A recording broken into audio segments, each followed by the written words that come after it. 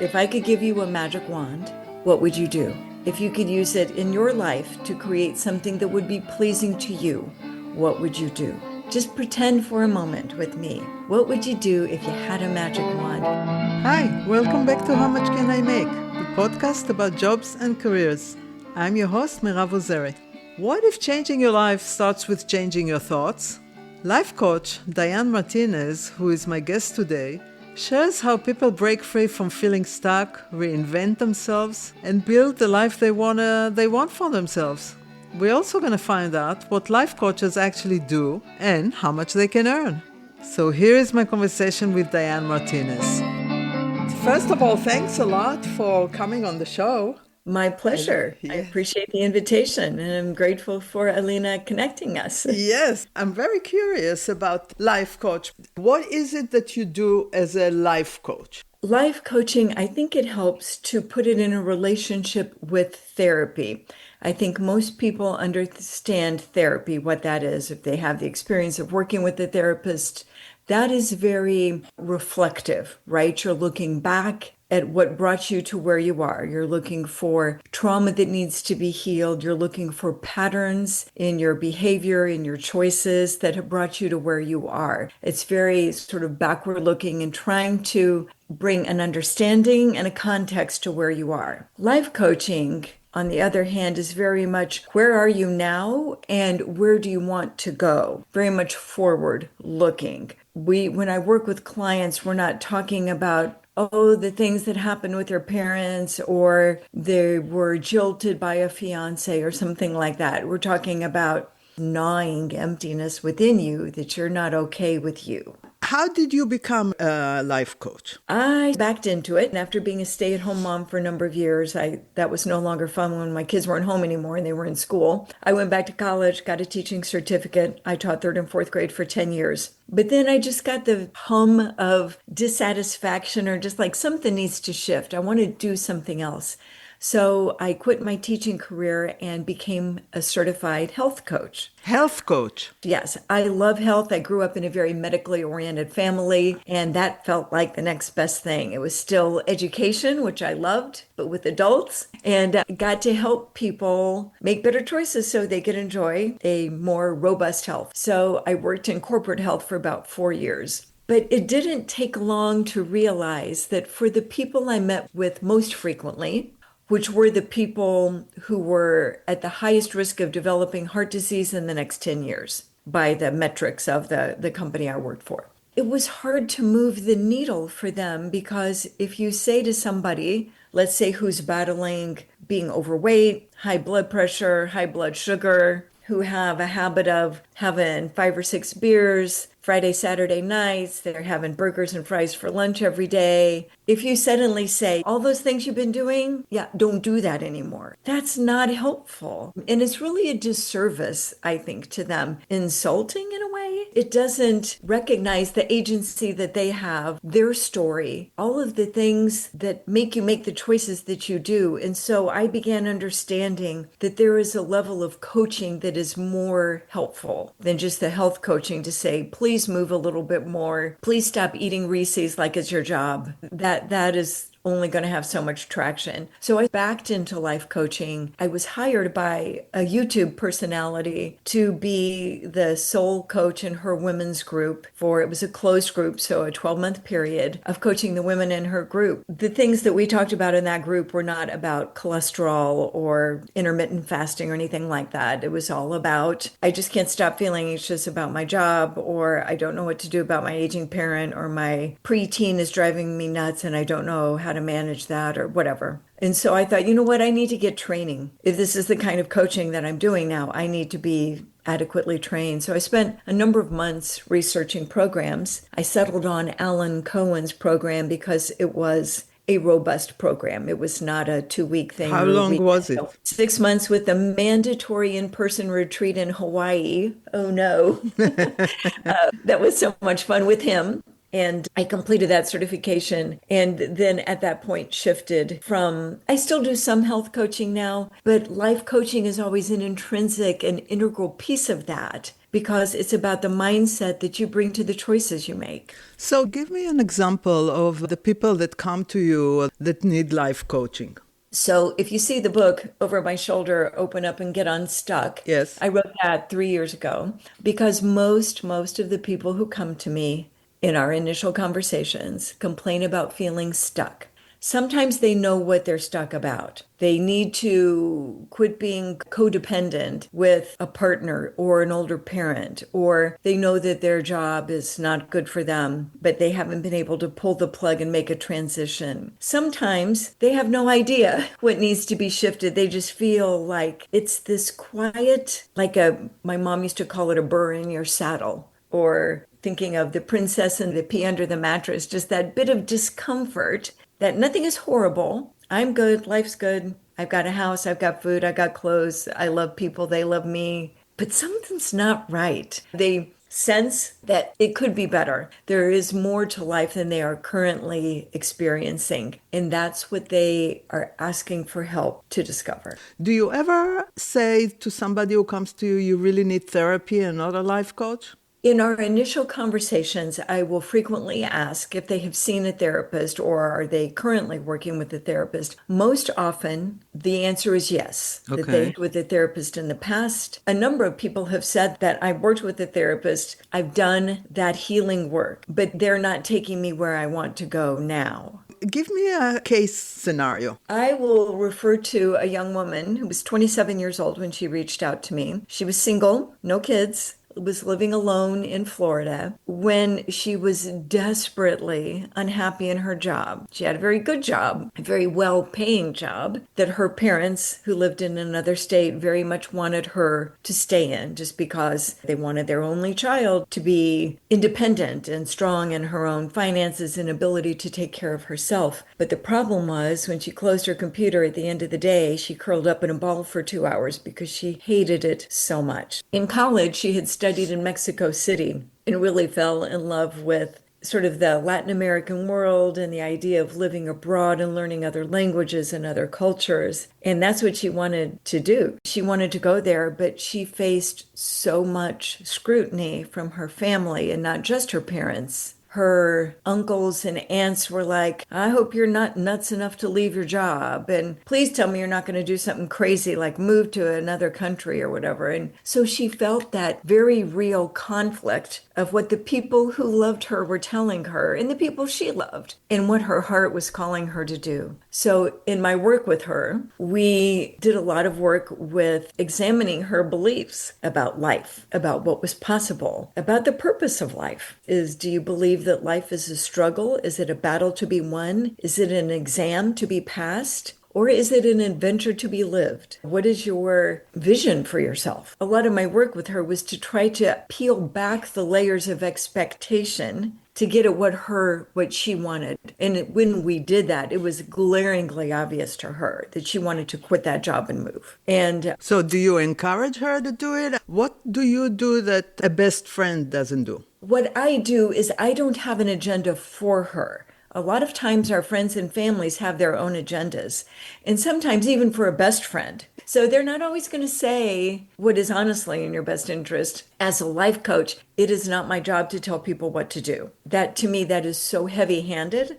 Oh, get out of that relationship or move or take the job or quit the job. What I help my clients do is to tap into their inner guidance because I believe we each carry our answers within us, but we're not taught to value those. So what happened with that woman? She quit her job and moved to She, Mexico? about 6 weeks after we quit working together, she did my 3-month program and she emailed me to say that she had moved to Mexico. She is rooming with a friend that she met when she was down there before. And I was so proud of her for getting out from under the expectations of other people, out from under their fears. You said that you saw her for 3 months. How often did you see her? Once, twice a week? No, it was actually every other week we would have a 1 hour session. On the alternate weeks when we did not meet, we would have an email session because I like to give homework. I used to teach fourth grade, so I still like homework. Give them writing prompts too, and I would share some of my favorite teachers and my favorite audio lectures or instructions or whatever. There's just so much good content out there. So I share the things that I think would be helpful to them where they are and answer any questions that they have, any ahas, any understandings. I'm a big proponent of journaling. That is such a cathartic exercise and can reveal a lot of ahas, can help us connect the dots that we don't get to connect if we're just thinking all the time. What kind of needs do you see people that come to life coaches? What is the main needs that people come for? I think the main thing that is missing is a lack of confidence in their worth and their abilities. The women in particular are taught that you have to earn your good. You have to prove to yourself and to all of us that you're smart enough, that you're strong enough, that you've got what it takes. So many times people bend over backwards getting multiple degrees, ever higher levels of achievement and success, rising to great things. And not that there's anything wrong with that, not at all. But when it comes from the mentality of, I am not good enough as I am, and to, in an attempt to be good enough, I will knock myself out achieving all of these things, then hopefully somebody will pat me on the back and say, there, girl, you finally made it. Earlier, I talked about the layers of expectations that my client had.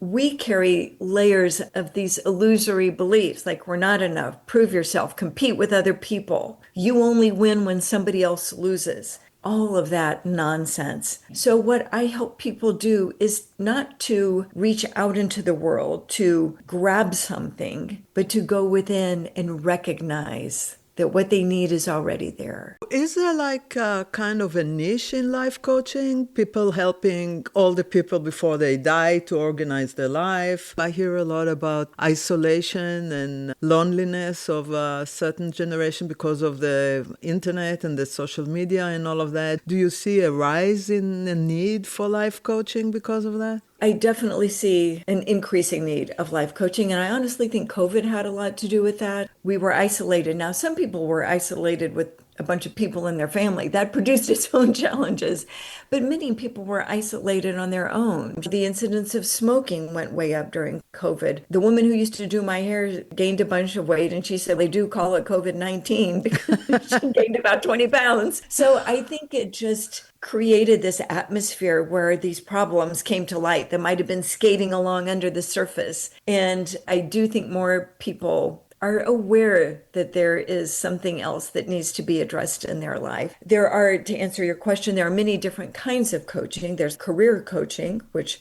is also, I think, a very rapidly growing industry, trying to help people find where their gifts and talents and their likes and dislikes can be put to best use, most lucratively.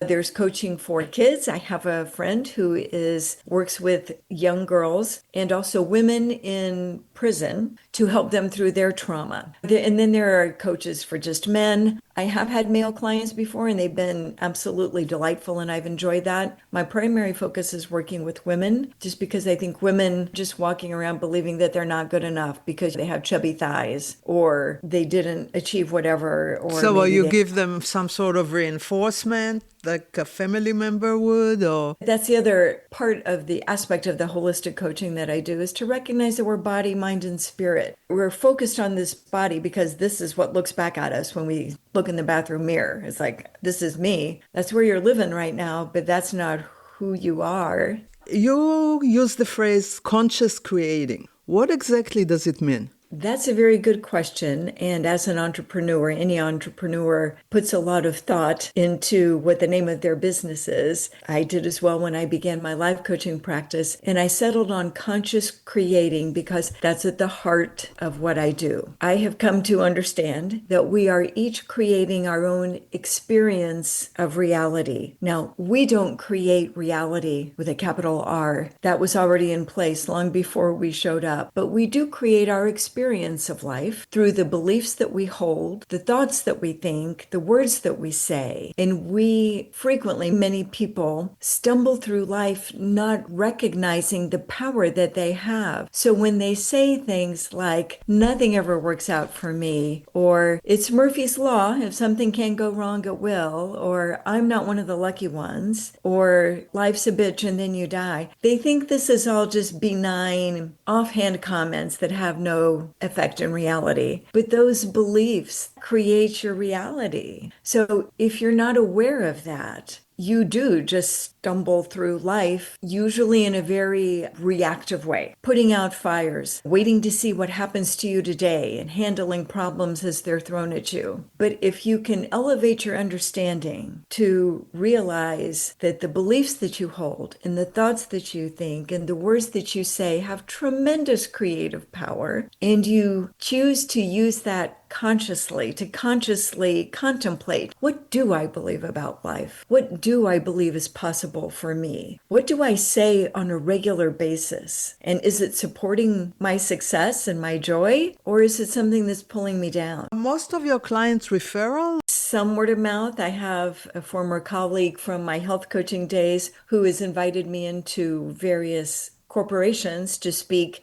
at lunch and learns or wellness days that they have, or some special out of the norm sort of day for them. And that has been a growing part of my business, is to do corporate presentations, which I dearly love. I did one last week for a med tech firm on processing your emotions healthfully. I've done a lot on stress management. I have one coming up on building emotional resilience. So do you mix a little bit your health experience? For one client, yes. There is a municipality that has invited me to come every month for one day to do one-on-one coaching for whoever would like to sign up. And we can talk about health things or life coaching things, whatever is on their mind. That's fine with me. It keeps me on my toes. And we have 30-minute sessions there.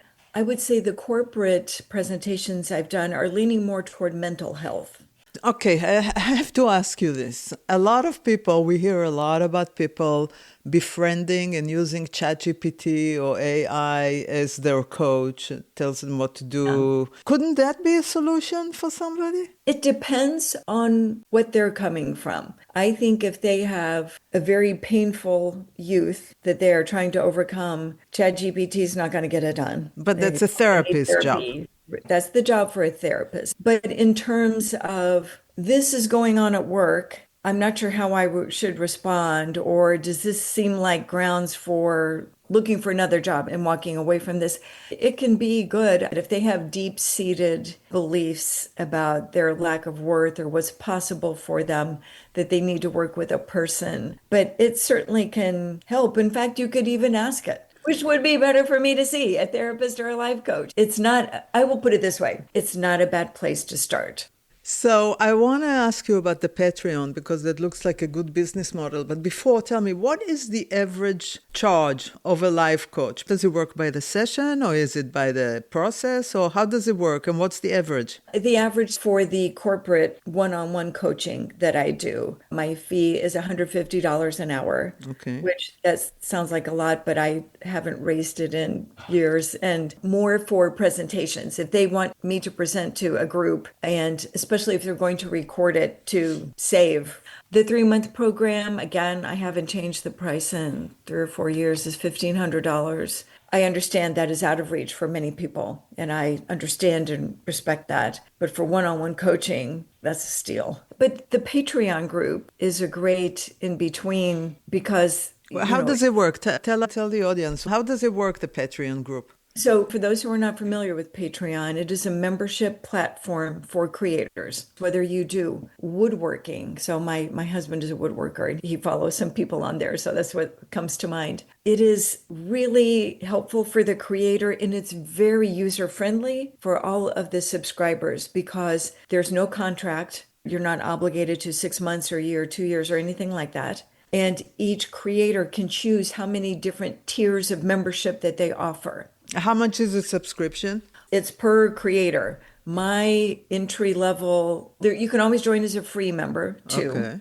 just see what's what. The entry level for me is $7 a month. Okay. In my group, that gets you a lot of content. And this is where I do try to be accessible for as many people as possible, because that includes, we have a theme every month. The theme this month, because it's summer, we're taking a little lighthearted, living creatively. Every Monday, we have a check-in of some sort. I ask a different question every Monday to just get people to chime in and see how they're doing. Then there is a PDF that can be a worksheet or some journaling prompts or just some content for them with an accompanying video. That's at the beginning level. And then other levels include a monthly live where we all get together on Zoom and chat. The highest level includes a one-on-one coaching session with me each month. And those are And the participant, they see each other, they know who is in the group. That's my only complaint about Patreon is if you do a live on Patreon, only the creator has the video. Okay. People can jump on and ask questions and interact via their keyboard,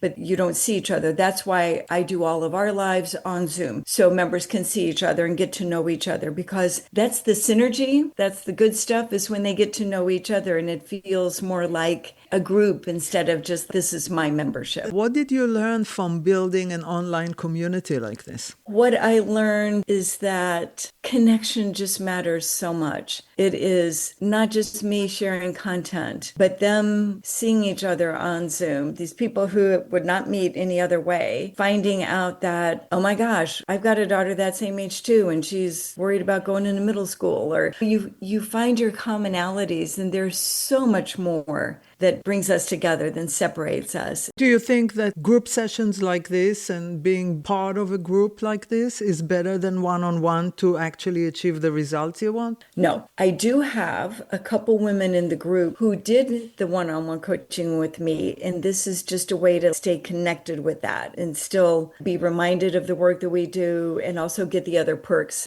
It does not take the place of one-on-one coaching, but if one-on-one coaching is out of your reach financially, this isn't bad. It's a good alternative. If somebody comes to you and say, I feel totally stuck, I don't know where I'm going, what's the first thing you tell them to do? If I could give you a magic wand, what would you do? If you could use it in your life to create something that would be pleasing to you, what would you do? To take away the rules and regulations, or that doesn't make sense, or I don't have the education, or that's not possible, to just imagine, just pretend for a moment with me. What would you do if you had a magic wand?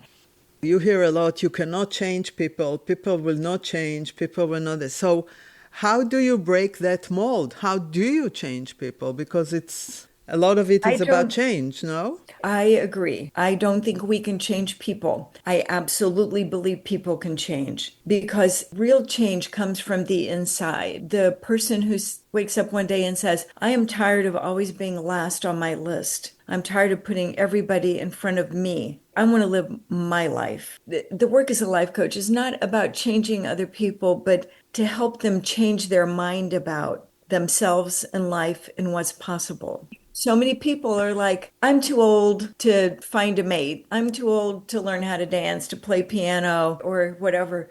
That's the change that you want, is to shake loose those old beliefs that have kept them where they are. That's the change that I'm seeking, is not to change them, but to change their mind about what's possible for themselves and just about life in general. That's why life coaching is typically much shorter in duration than therapy. I always believe the therapists don't want to get you better because they will lose a client. Exactly. Life coaching, on the other hand, is once I help people what I call find their sea legs. Do you know that expression? No. Okay, so when you're out on a boat and the ocean is pitching, when you're first out there, you're seasick all the time and feeling very dizzy. But once you become accustomed to that, you have your sea legs. You're not bothered by the pitching and the yawing of the ship. You're stable and you're good.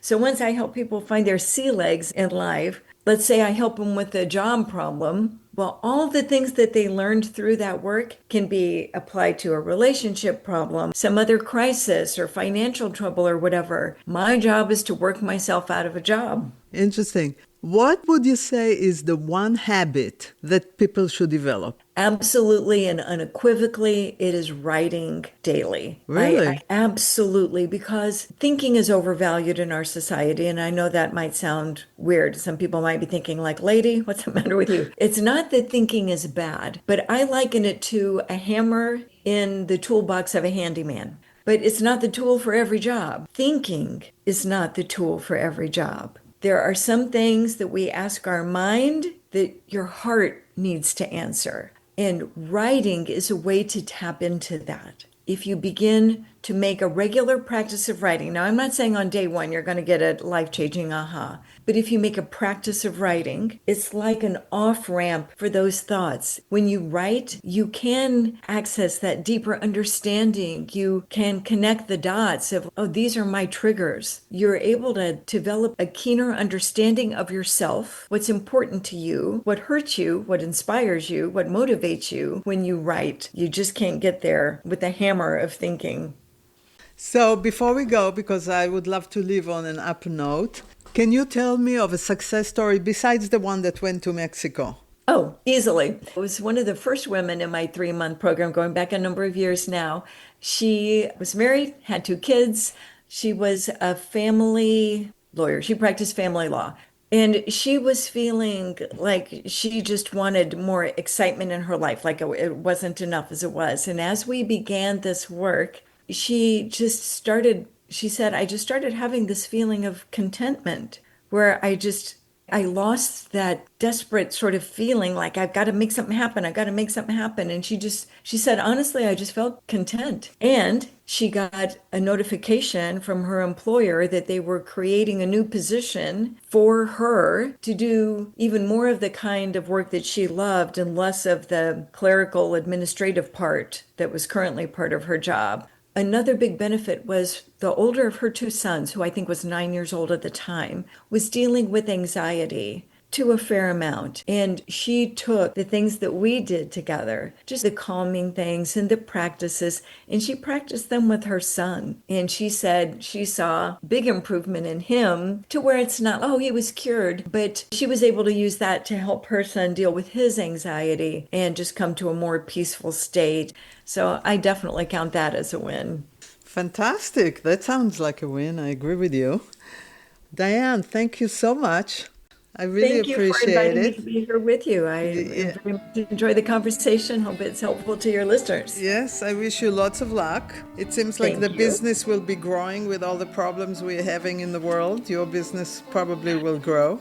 I don't hope for problems in the world, but if people are looking for some form of comfort or their best next steps, I welcome the opportunity to be a part of that. Excellent. That's it for today. For more interviews with people with different careers in different jobs in many different industries, go to howmuchcanimake.info. You'll find lots of information there. And I will see you next week.